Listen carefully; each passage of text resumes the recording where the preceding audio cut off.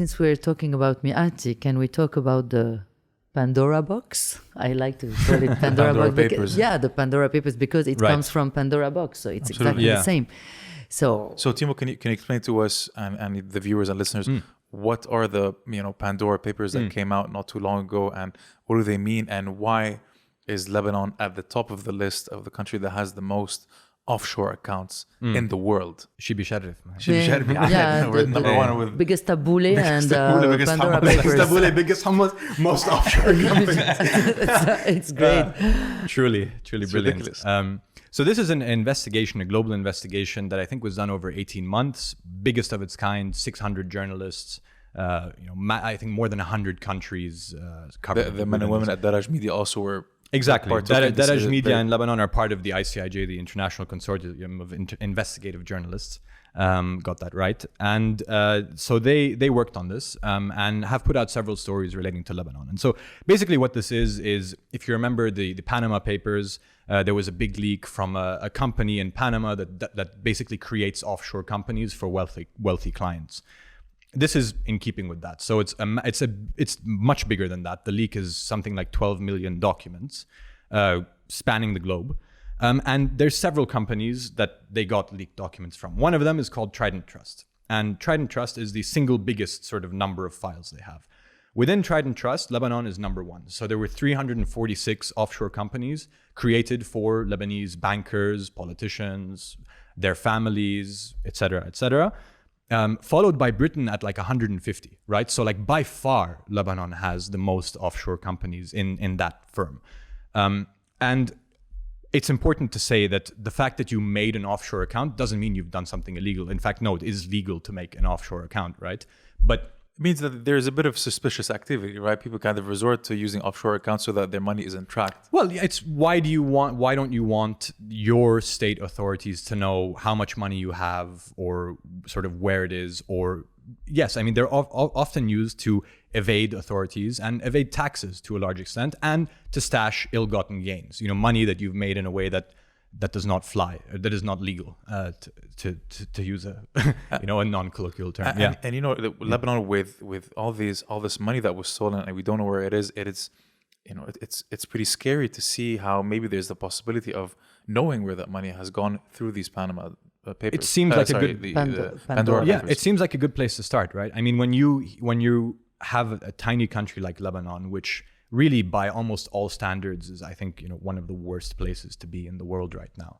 Like 3/4 of the population are poor. You have 1/4 of the population who need food aid.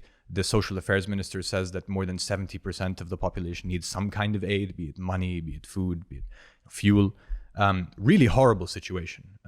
And you have a country in this situation. And at the same time, you have its 1% who obviously are stashing a huge amount of money outside of the country. And so, yes, I mean, for any, if you were in a state with sort of a competent authorities, you would probably launch an investigation and try to understand, as many nations already have done. This thing came out a few days ago, and many countries have opened investigations. Lebanon has not opened an investigation. La. And so who's in these papers in Lebanon? We have Najib Miati.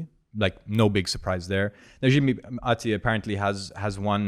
He released a statement sort of clarifying, saying that he had used this shell company to buy a property in Monaco worth somewhere around 10 million euros.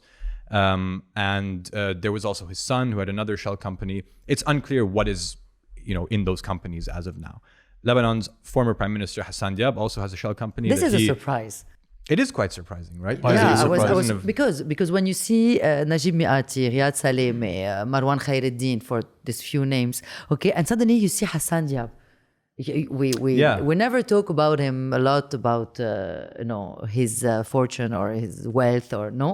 Yeah. I don't know. And for me, I was surprised, and I said, "Oh my God! In 1 year, he could." No, same, to be honest. It was a bit like, really, this guy, like, because he's not in the big club that these guys have, right? He seemed sort of like an outsider at least. He seemed a little bit, like he's not in Nadi Ru'asa al-Hukumat al-Sab'in, this thing of the 4 previous prime ministers, this club. He's not in that, right? And so, yeah, Hassan Diab was a weird one. And he came out with a statement saying that actually he had left. He has no shares in that company anymore. He got out in 2019. So just a blanket statement. Yeah. We also had Riyad Salemi. No surprise. And this, so the interesting thing about Riyad Salemi is that, yes, as we've heard, in the past, I think it's about half a year, these investigations into him for money laundering and embezzlement, which span now from the UK to Switzerland to France to Lebanon as well. He's been being investigated, at least nominally in Lebanon. And we know that there was shell companies that were tied to his brother, tied to associates. Now we have one that's his name. Riyad Salemi founded this shell company in 2007. And Deraj then reached out to legal experts, and basically they said that this is illegal under the money and credit law, which is the law governing the central bank, among other things.